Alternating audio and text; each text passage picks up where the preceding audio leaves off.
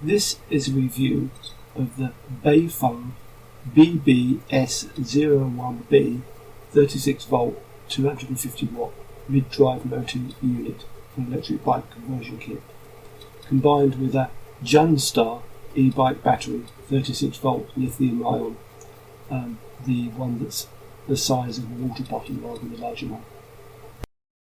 I tried to review this item on Amazon where I bought it. Sadly, they don't seem to allow reviews on items over 1 year old. This seems pointless.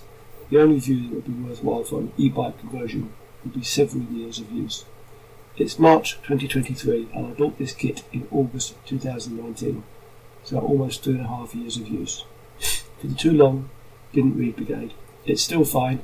Battery is good despite being stored at -5 degrees C a couple of times over the winter. So, first you need a donor bike. This was my old one from 30 plus years ago, the Reynolds 501 frame with room brakes, so it uses a cable. The front and rear derailleurs, 7 on the back and 3 on the front, so a 21 gear bike. First thing to say is take your time with this, don't rush it. This took several days, my son and I are working on it together. Step 1, you need to strip the bike down. Look at the photos.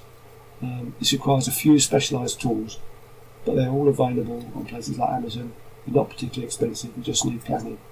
I think actually the later versions of this kit since I bought it include some of these tools. I used a bicycle holder and stand that I got from Lidl and stripped it right down. In my case, the pedal removal broke the new tools, so I had a local bike shop remove them. The main motor unit goes through the crank point where the pedal was removed.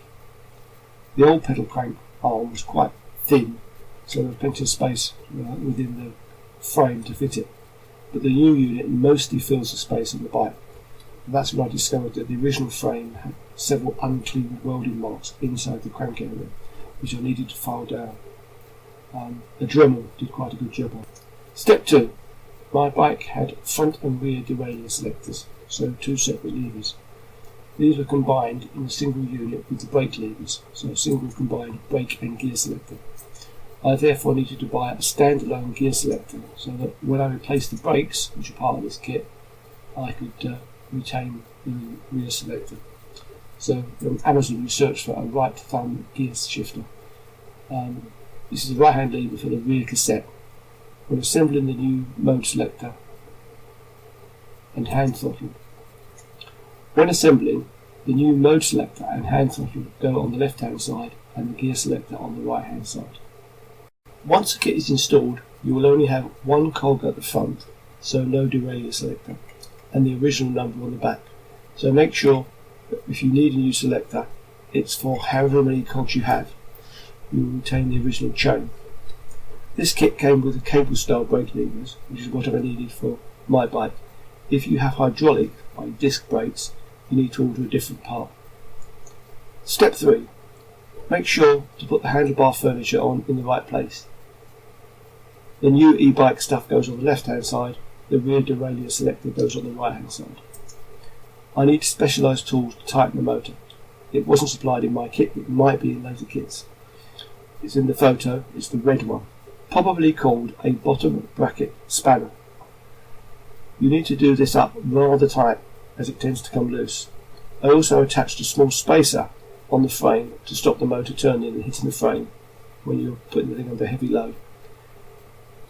It would probably be fine just to let it hit, but I didn't like the metal on metal contact. The kit I got came with a front light that can come on automatically at dusk, where you can turn it on manually. However, it had no rear light. I bought a rear light, not on Amazon surprisingly, ensuring it was an LED, so low power. And with a small kit of spade terminals, I wired this in parallel to the front light, making the connection under the pedal crank. The net effect is a very nice setup of a full set of LED lights driven from a huge battery with automatic lights. Fitting the battery, I bought the smaller battery, which replaces the water bottle holder and has more than enough capacity for my use. Charging without removing from the bike works fine. If you need to remove it to charge it, it's a bit fiddly, as you need to unscrew and remove a plug. Can't really take it off every time you park. I needed to add an extra few screw fittings using a tool called a riv nut.